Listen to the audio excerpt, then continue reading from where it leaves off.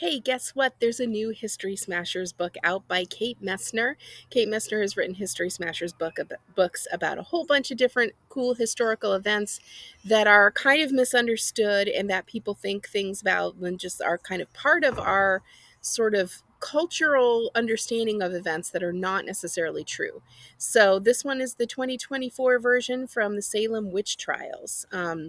Which I know is something in our school that we cover in our curriculum and probably a lot of other schools too. So I'm going to read you a little bit from the beginning of History Smashers. And I was lucky enough to get a signed copy of this. I'm so lucky. And you can see the picture in the beginning. This one's has some great illustrations as well. You've probably heard about the Salem witch trials. Maybe you've read how fear of the supernatural swept through a small village in Massachusetts in the late 1600s, and how dozens of women were executed, burned at the stake, after their neighbors accused them of witchcraft. But only some of those stories are true. There was an outbreak of witchcraft allegations in Salem and a number of surrounding towns in 1692. Before it was over, more than 100 people would be accused, and 20 innocent people would be killed. But no one accused of witchcraft was ever burned at the stake in colonial America. That was the standard punishment for convicted witches in some European nations. But in England, people convicted of witchcraft were executed by hanging. The Massachusetts settlers were from England, so that was also the punishment used in Salem. And while most of the accused were women, 6 men and at least 2 dogs were put to death in Salem as well. How did it all happen? Why were people so willing to turn on their neighbors? The real history of Salem is a lot more complicated than the broomsticks and sorcery tales that still draw visitors to the seaside town. The true story of Salem is one of religious beliefs, changing worlds, and growing fears. It's a story of feuding neighbors, land grabs, and power plays, all tangled in a web that historians are still trying to unravel more than 300 years later. Chapter 1: The Witch Hunter's Handbook. Most narratives of the Salem witch trials begin in the home of a Puritan minister whose daughter and niece started having strange fits in the early winter months of 1692. Those mysterious ailments sparked months of accusations. But a real understanding of what happened in Salem starts with a closer look at its residents and the history of their beliefs. Salem didn't invent the idea of witchcraft. It's true that 20 people were executed there, but that was a relatively small number compared to those who were put to death in Europe. Between 1420 and 1780, tens of thousands of Europeans were accused of witchcraft, and more than 40,000 were executed. The whole ordeal was fueled by fear, based on people's religious beliefs. Both Catholics and Protestants distrusted people who didn't believe the same things they believed. They were certain that some among them were witches who had made deals with the devil to get special powers. They believed that witches used those powers to cause harm, perhaps by chanting a spell to kill a neighbor's chicken or cow, and that witches had to confess or be killed so the evil wouldn't spread.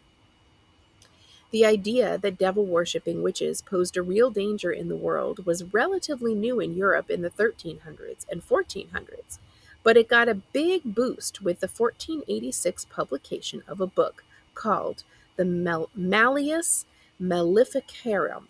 Malleus Maleficarum. I hope I said that right.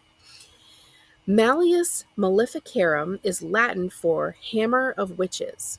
Written by Dominican friars with a preface by the Pope, it was pretty much a how-to guide for witch hunters.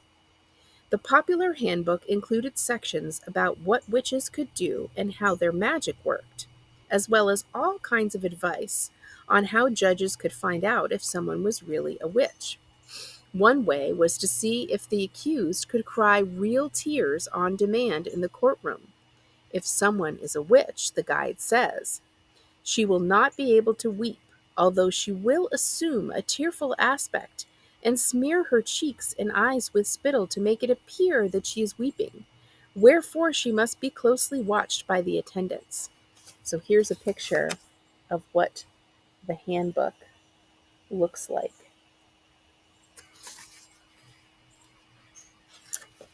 In other words, she might try to fake it, so watch carefully to make sure she doesn't dupe you. The handbook encouraged judges to torture accused witches to make them confess and to keep trying, because sometimes the devil helps them stay quiet for longer than you'd expect. Also, don't let the witch touch you. You might want to carry some salt that was blessed on Palm Sunday or some special herbs for protection. And make sure the witch doesn't have a chance to look at you before you look at her. Otherwise, she might be able to mess with your mind, so you'll let her go free. And just in case you're thinking about going to another witch to try to get the first witch to confess, don't do that either. God wouldn't like it. Witchy women, in case you're wondering why the Malleus Maleficarum kept using the pronoun she, it's because most people accused of witchcraft in Europe and later in the English colonies were women. The book's author said that's because women were weaker and not as smart as men. No doubt you've guessed by now that the authors of the book were men. This is something it says in the book. Since women are feebler both in mind and body, it is not surprising they should come more under the spell of witchcraft. So here's another picture.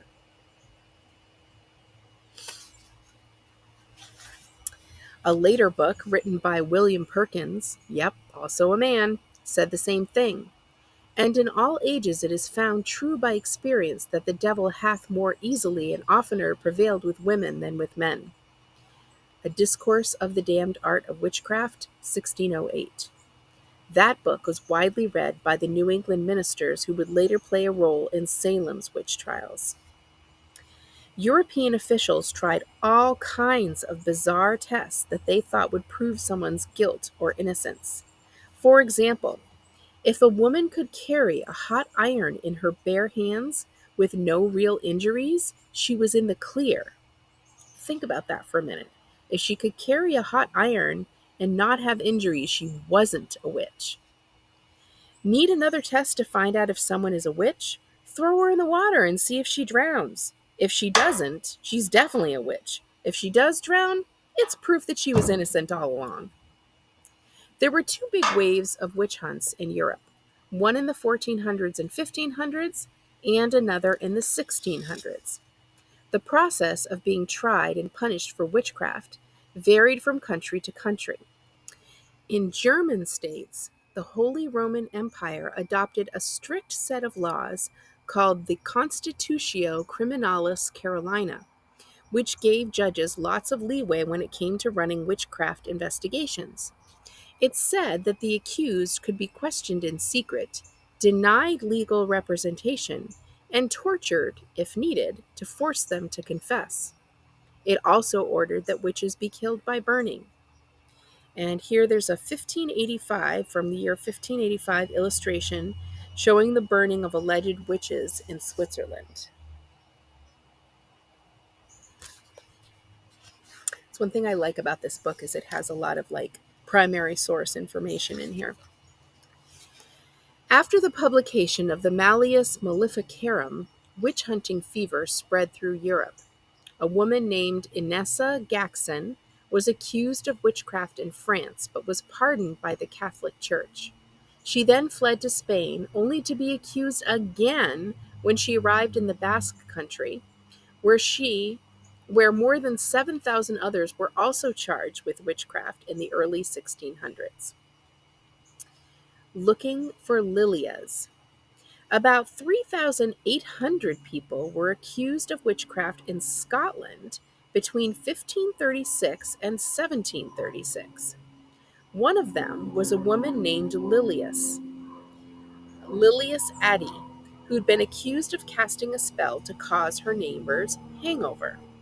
A hangover is the sick feeling people get after they drink too much alcohol, so you can probably guess the real reason her neighbor was feeling queasy, even if he didn't want to admit it. Nevertheless, Addie was found guilty. She was sentenced to be burned at the stake, but died in prison before she could be executed.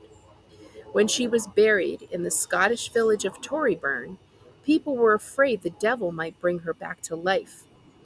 So they covered her grave with a big, heavy slab of rock to keep her underground. More than 100 years later, though, her grave was exhumed or dug up at the request of an antiquities expert named Joseph Neil Peyton.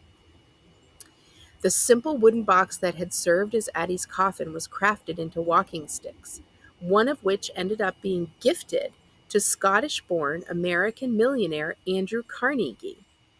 Her skull landed with Patton, who was interested in phrenology, which is a widely debunked or disproven science that tried to draw conclusions about a person's character or their mental abilities based on the shape of their skull.